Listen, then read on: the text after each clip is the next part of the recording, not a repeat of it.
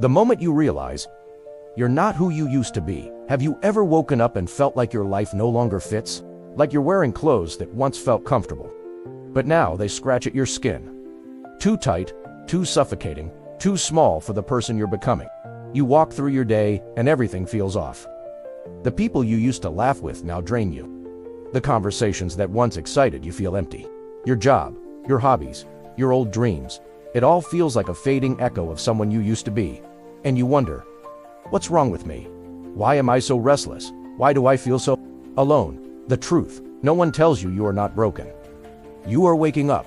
This restlessness, this ache in your chest, this sense that you're walking through a fog while everyone else just goes on. It is not insanity.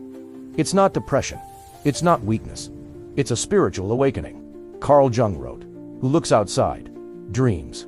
Who looks inside, awakes."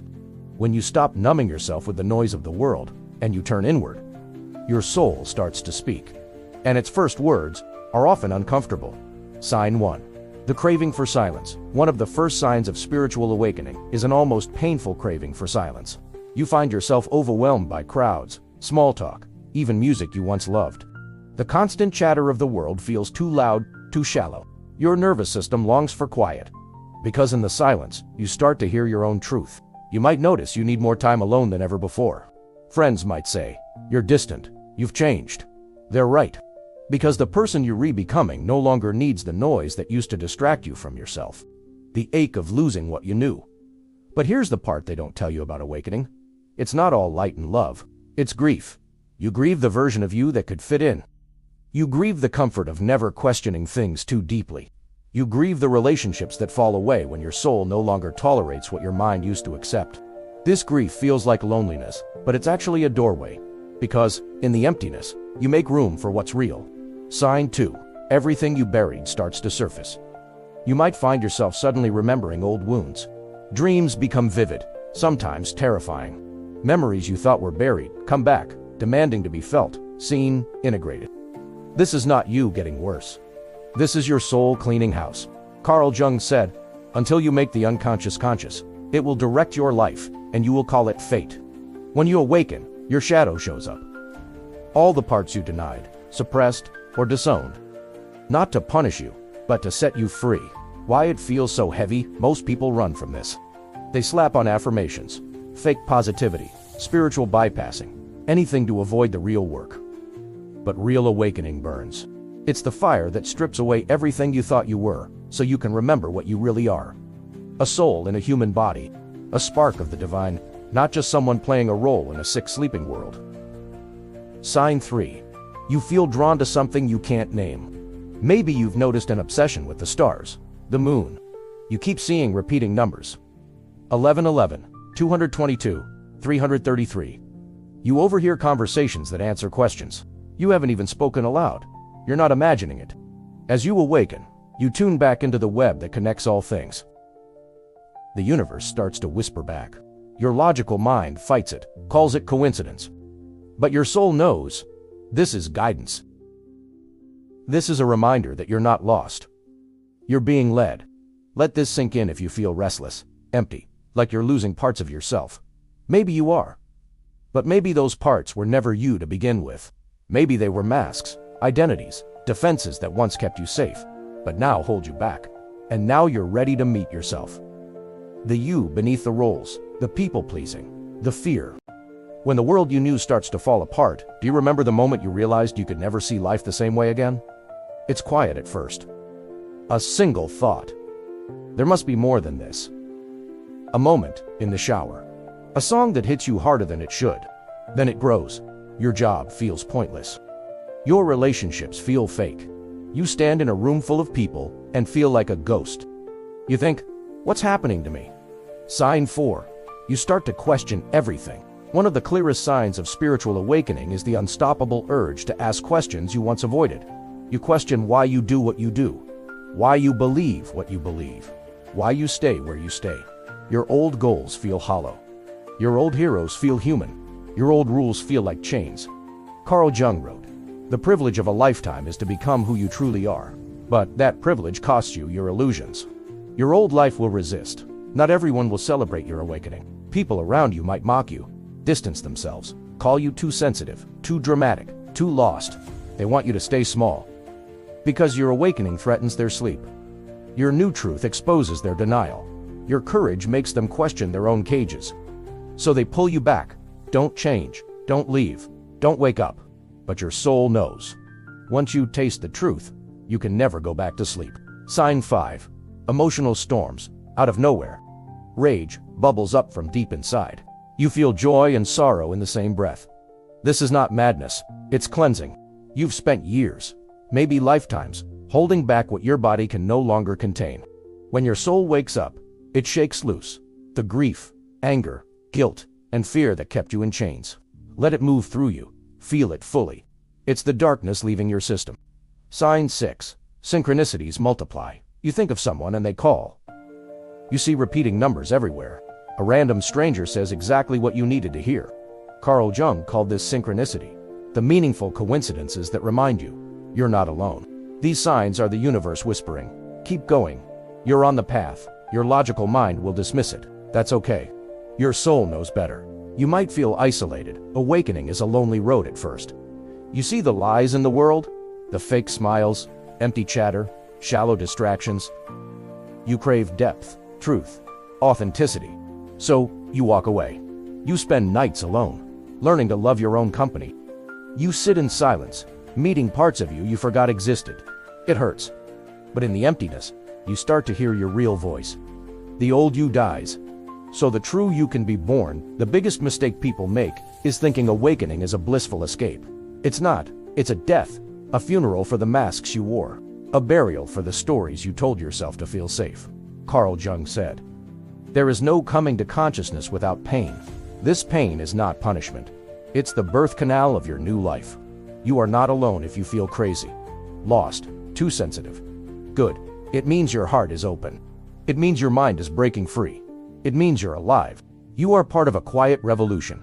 Souls waking up, one by one, lighting candles in the dark." In part 3, we'll reveal the final signs of awakening and how to trust this messy, beautiful process, even when you feel like giving up. When you finally see the truth, you've felt the ache. You've questioned your reality. You've watched parts of your life crumble, like old paint peeling from a wall that's ready to be rebuilt. You know, deep down, you can't go back. And now, a new fear shows up. If I let go of who I was, who will I become? Sign 7. The pull toward your purpose. One of the final signs of spiritual awakening is an unshakable pull toward something bigger than yourself. You feel a longing to create, serve, heal, build, not for recognition, not for money, but because your soul knows, I'm here for more than survival. This can be terrifying. Your mind wants certainty, a clear plan, but your soul only gives you breadcrumbs. A feeling, a dream, a whisper at 3 a.m. Jung said, "The privilege of a lifetime is to become who you truly are." This is what it means. The battle within, but old habits don't die quietly. The world pulls at you. Be practical. Be realistic. Be like everyone else. Your fear says, what if they judge me?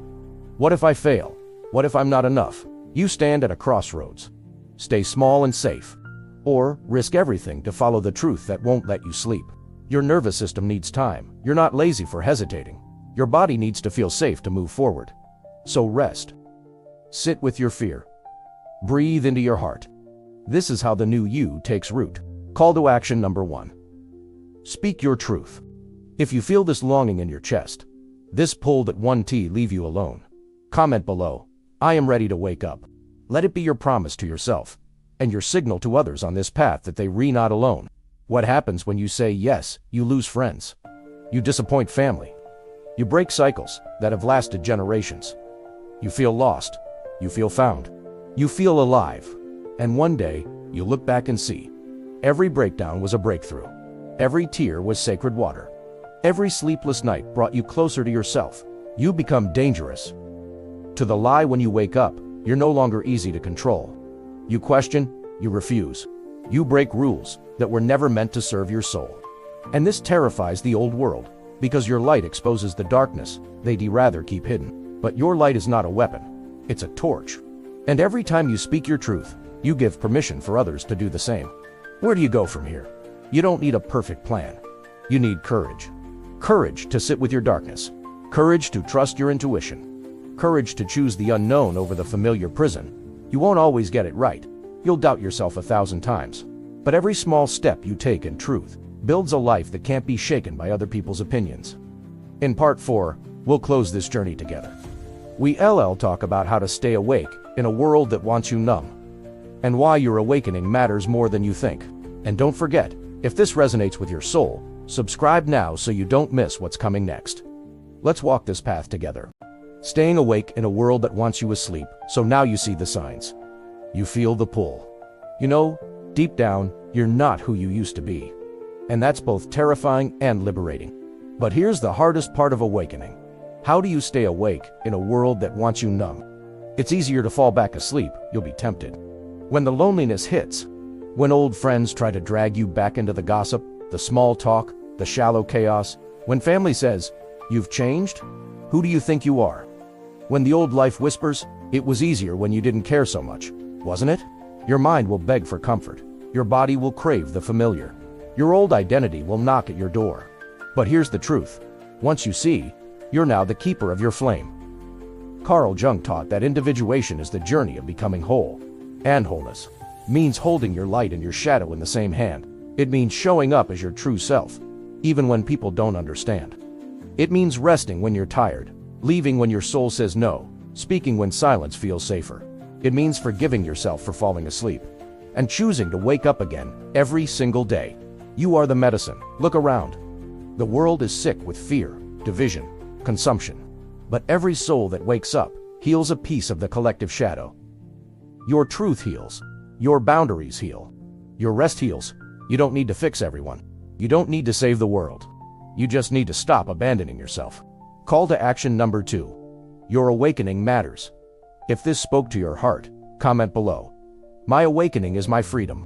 Let this be your declaration to the universe. That you won't trade your soul for acceptance ever again. If you haven't yet, subscribe now, so you never feel alone on this path again. And share this with someone who feels lost in the dark, but a sacred invitation to come home. Someone who needs to know that what they're feeling is not insanity. The final truth your awakening will cost you. Your old life, your old beliefs, your old excuses. It will break you open, so your light can finally touch the places you've kept hidden for too long. And one day, you'll see. The signs were never here to hurt you. They were your soul's way of saying, "Remember, come home." A question for you before you go. Ask yourself this. Which part of me am I still clinging to, even though my soul is begging me to let it go? Sit with that, breathe with that, and let your next step be the bravest thing you've ever done. You're not crazy, you're not alone, you're just waking up.